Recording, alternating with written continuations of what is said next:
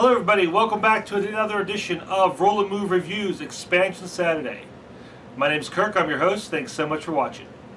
I'm going to cover two expansions today, and these are actually the first two that came out for Sentinels of the Multiverse. The first was Rook City, the second was Infernal Relics. And I'm going to review these together because even though I have the two separate boxes, when you see these sold now, they actually come in a 2-pack. They're sold in one of these big full-size Sentinels boxes. I don't even think you can get them like this anymore. I haven't seen them like this for a while. So we'll cover them together. If you've seen my review of Sentinels of the Multiverse, you know how I feel about that game and how much I love it. If you haven't seen that review yet, go ahead and watch it now. Welcome back.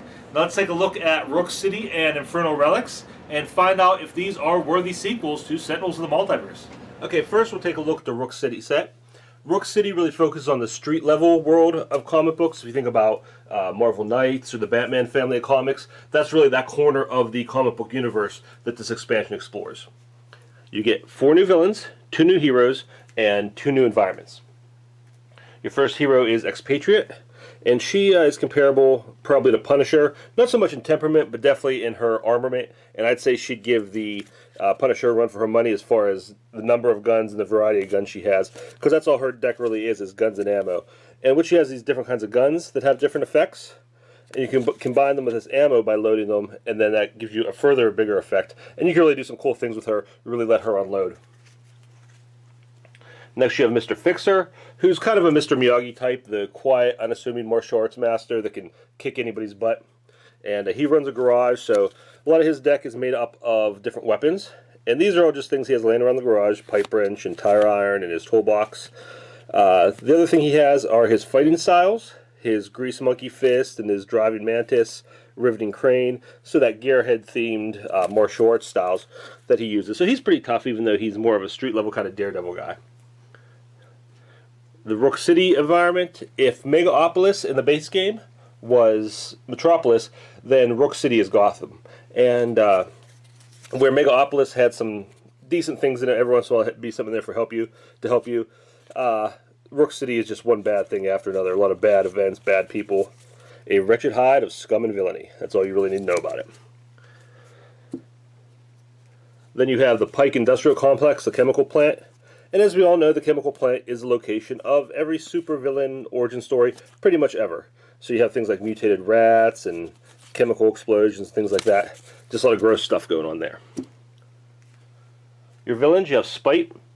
He's this really dark, like roided out serial killer. And his deck's full of these different kinds of victims that he's hunting down. And I mean, if you look at that, that's a pretty kind of a dark picture there. But he has the safe house in his deck that you set aside, and you're actually going through not only trying to defeat him, but you're trying to rescue his potential victims and load them into the safe house before he can get to them and do what he does. Next you have the Chairman. The Chairman's like the behind-the-scenes mob boss guy, and he's so behind-the-scenes that for a lot of the game you don't even fight him. You can attack his card. You're fighting people like the Operative, who is his main henchman, lackey, and he has a lot of the people. He has cops on the take, and crooked cops, enforcers, all different kind of thugs that are doing his dirty work for him.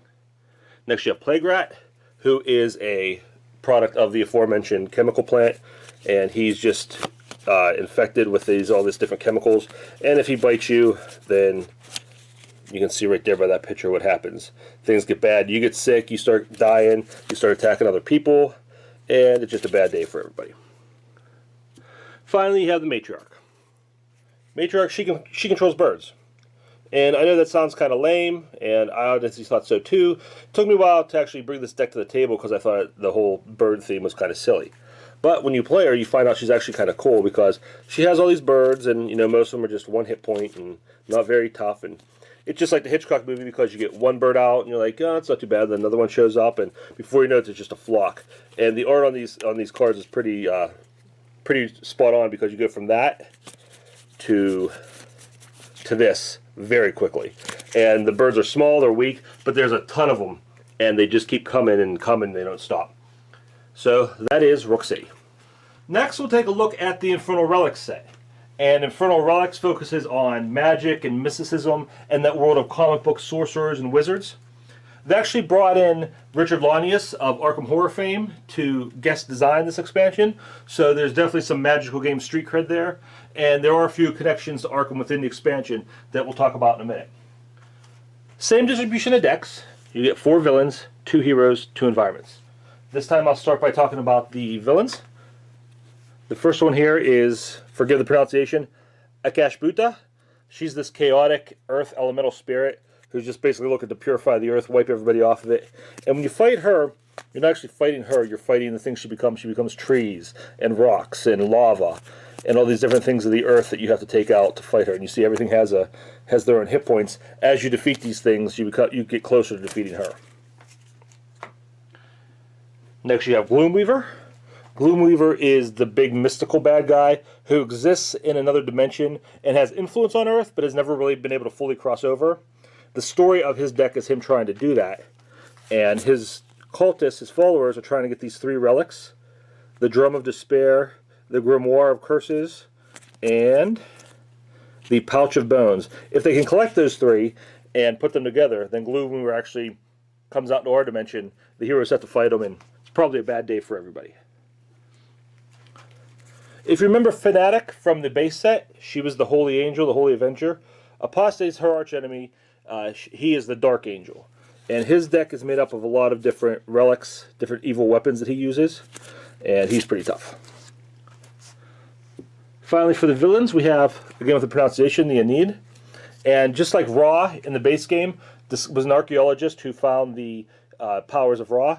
This is actually a team of villains who are all Ra's archenemy, and these were rogue archaeologists who discovered the powers of the the Egyptian pantheon.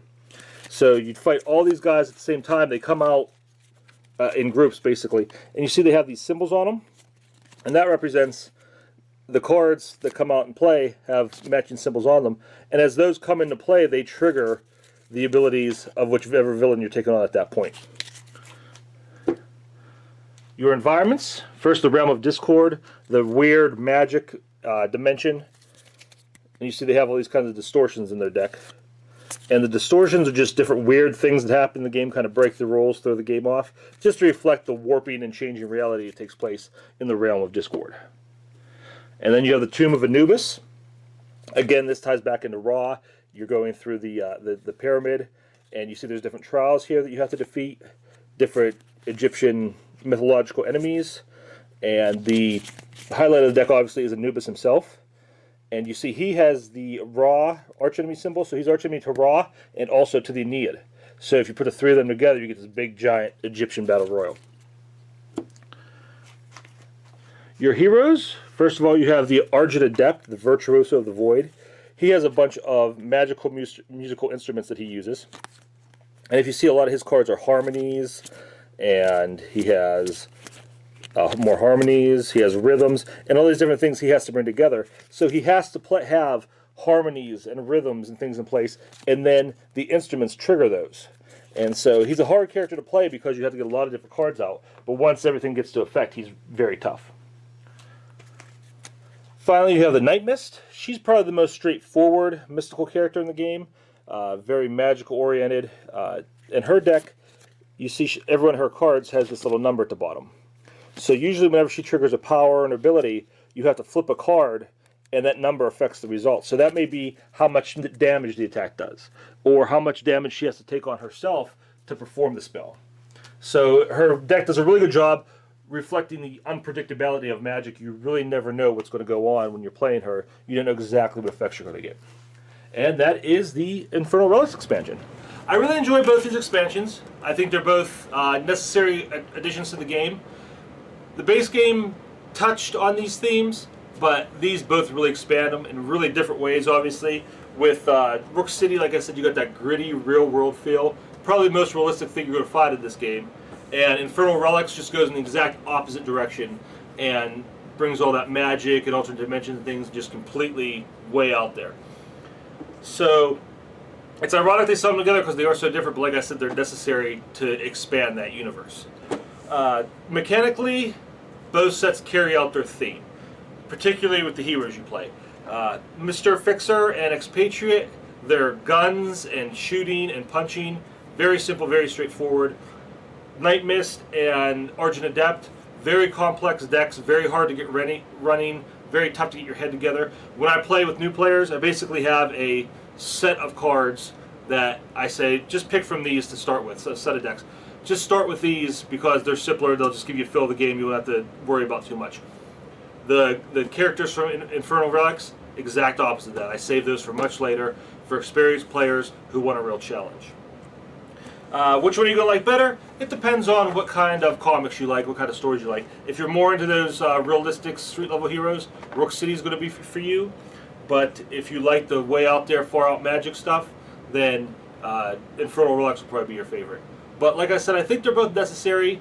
They both expand that Sentinels universe, make it feel more like a real comic book universe. I never take them out of my set, and I always have them there, and they're always going to be, they're just infused part of the game for me now. They should be for you too. They should be in your collection.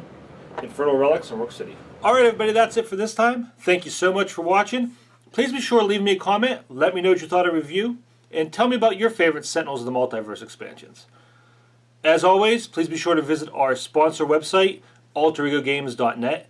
Whether you're looking for Sentinels base game, expansions, or pretty much anything else you want to get your hands on, they're going to get you a great deal. Also, please be sure to subscribe to our YouTube channel, like our Facebook page, and if you'd like to contact me directly, you can email me at rollandmovereviews@gmail.com. If you'd like to watch some of our older videos, they can be found on YouTube, Facebook, Board Game Geek, or the Alter Ego Game site. Also, I have a special programming alert. Please be sure to watch Roll and Move reviews all through the month of October, as we'll be celebrating Halloween all month long. We're going to have scary, horror-themed game reviews, costumes, a lot of cool segments. Check it out. It's basically going to be a month-long Halloween party, and it's going to be a lot of fun. But that's all for now, guys. Until next time, enjoy your weekend. Have fun out there.